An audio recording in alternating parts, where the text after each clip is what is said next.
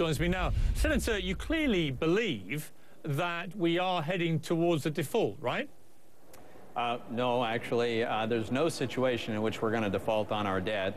The Treasury won't admit that publicly, but they are making private phone calls to big investors acknowledging that they'll make sure that they don't default on the debt.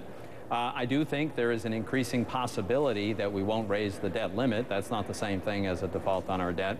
And it's not something that I'm hoping for. Frankly, I have said from the beginning, I hope that we can find a solution that will allow us to raise the debt limit and avoid the disruption that would occur if we don't raise the debt limit. But nobody can guarantee that.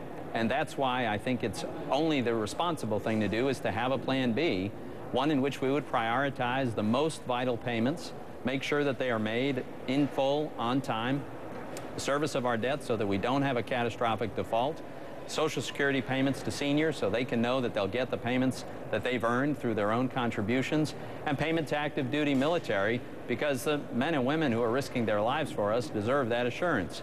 I think that's something that we ought to be able to agree on. Senator, if I may interrupt you, it's very laudable what you're saying, but there is a contradiction there. I mean, if there's no risk of a default in your eyes, why are you wasting time making all these provisions? Because you're putting words in my mouth. I didn't say there was no risk of a default.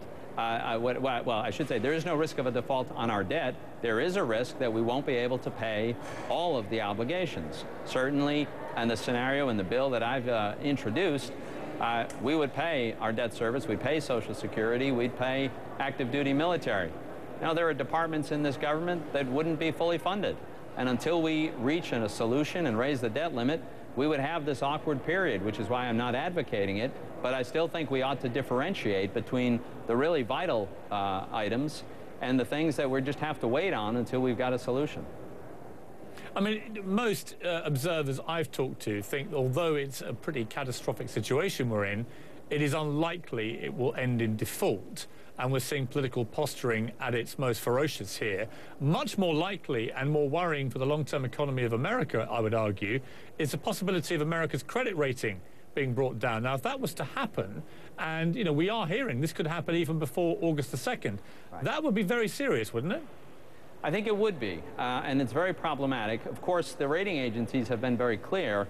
They will downgrade our debt if we don't do enough to fix the fundamental structural problems with overspending and massive deficits.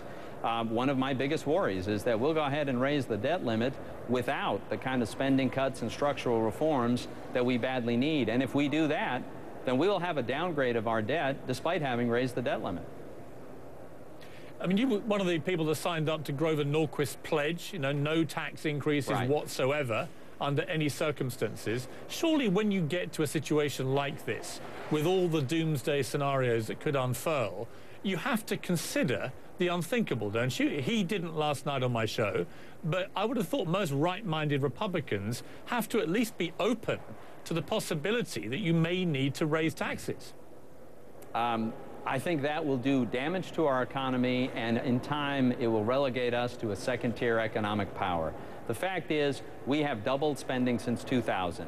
We have increased spending by 30% since President Obama became president. Spending, which routinely was at or below 20% of GDP, is now almost 25% of GDP. And the rate structure, the tax regime that we have now, had us in 2007 with a nearly balanced budget, a deficit of only 1.2% of GDP. So the problem isn't that we're undertaxed. The problem is we're spending way too much, and if we don't come to grips with that, any number of tax increases are not going to solve the problem. That's why I want to tackle the spending problem. Finally, Senator, the President spoke strongly of compromise last night. Compromise means that the people on both sides of this argument have to give a little. What do you think the Republicans are prepared to give from their current position? Well, here's what I'm willing to give. You know, I've argued from the beginning that we ought to be willing to raise the debt limit by the full amount the president asked, even getting him past his election, as he's very insistent on, if the president will do just one thing: agree with us to put our federal budget on a path to a balanced budget. When Bill Clinton was president in the 90s, he accepted the premise that we ought to go for a balanced budget. We argued for a while about how long it should take us to get there. But together with the Republican Congress, they got there. It happened because President Clinton was willing to accept that premise. President Obama rejects that premise. doesn't think we need or ought to have a balanced budget. And I think that's the fundamental disconnect. If he would agree to this, there'd be a great deal of flexibility and compromise on how we get there and how quickly we get there. Senator Toomey, thank you very much indeed. Thanks for having me.